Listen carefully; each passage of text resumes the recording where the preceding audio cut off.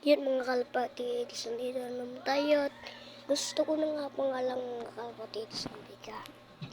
Natutulog-tulog ako dito sa higaan ko at kasama ko si Gabo at nalalabot nga pala mga kalapatids si Gabo ngayong araw. At bago nga pala ako nag-vlog ay make sure nyo mag-subscribe at share at like na kayo, yun lang. At sana matupad yung mga pangarap nyo lang at mabili kami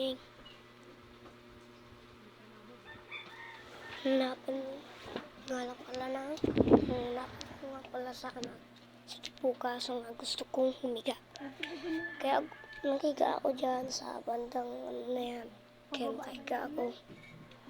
Yan lang, sana matupad yung mga sinasabi nyo at makahiga nga na pala ako dyan. Maya tatapusin ko din yung aking mga binablog mga kalapatids. Bye bye!